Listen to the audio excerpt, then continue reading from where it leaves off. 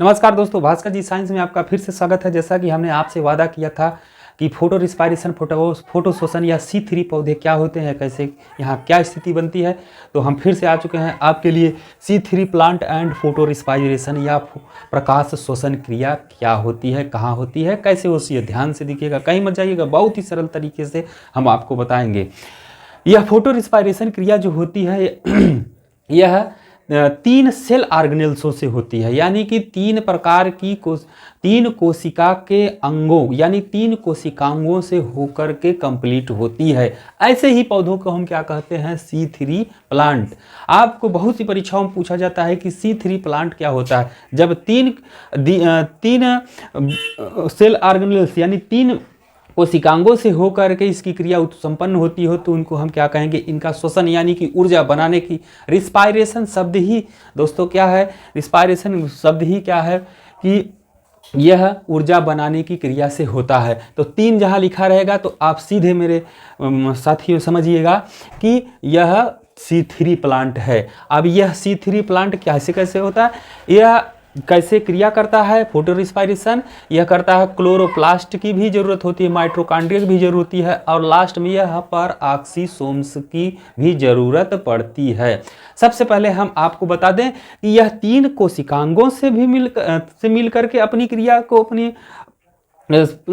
को संपन्न करता है, और इसके पीछे 3 तथ्य भी क्या होने चाहिए, मौजूद होने चाहिए। वह 3 तथ्य जो होता है कि इसकी जो अभिक्रिया होती है प्रकाश की तीव्रता पर निर्भर करती है, पहली चीज। दूसरी चीज जो होता है, जहां पर यह अभिक्रिया होती है, जिस पौधों में यह अभिक्रिया होती है वहां कार्बन डाइऑक्साइड की मात्रा कम होनी चाहिए, और तीसरी चीज जो होती है कार्बन डाइऑक्साइड की सांद्रता अधिक होनी चाहिए। तो इस प्रकार से यह फोटो रिस्पायरेशन या प्रकाश शोषण की अभिक्रिया संपन्न हो पाती है। अब फिर से हम देखते हैं कि जैसे यह फोटो रिस्पायरेशन या प्रकाश शोषण में या C3 प्लांट में यह तीनों अंगों का काम क्या है, कोशिकांगों का काम क्या है। जैसे मान लीजिए प्रकाश की तीव्रता की उपस्थिति में और लेस कॉन्सेंट्रेशन यानी कि कम सांद्रता वाले कार्बन डाइऑक्साइड और अधिक सांद्रता ऑक्सीजन की अधिक सांद्रता की उपस्थिति में जब क्लोरोप्लास्ट इसका क्या बनाता है, इसका C3 प्लांट।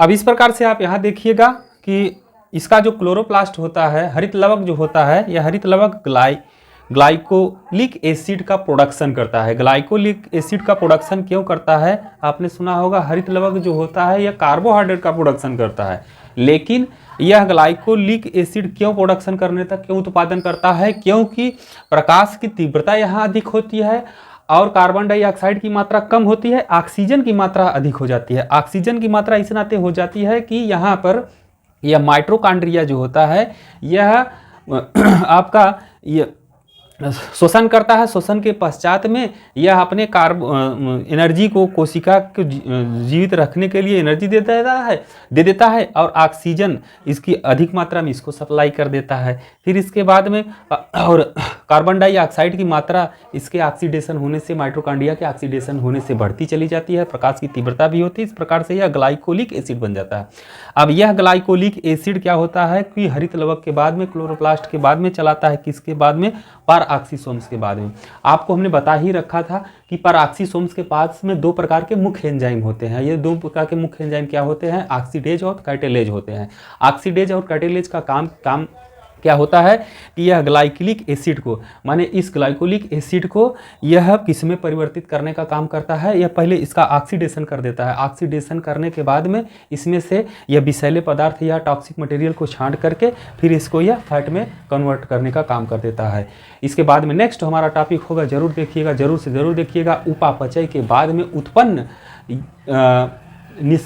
निष्क्रिय पदार्थ या निष्क्रिय पदार्थ में आपका क्या आ जाएगा, कार्बोहाइड्रेट आ जाएगा, लिपिड आ जाएगा, प्रोटीन आ जाएगा, फैट आएगा, विटामिन, जितने भी मिनरल्स आपके होंगे सब मिनरल्स आपको खूब विधिवत बताया जाएगा ताकि आप अपने डेली लाइफ में इसको समझ सकें, अपनी परीक्षा के लिए उसको समझ सकें, अपने ज्ञान विज्ञान के लिए उसको समझ सकें। धन्यवाद।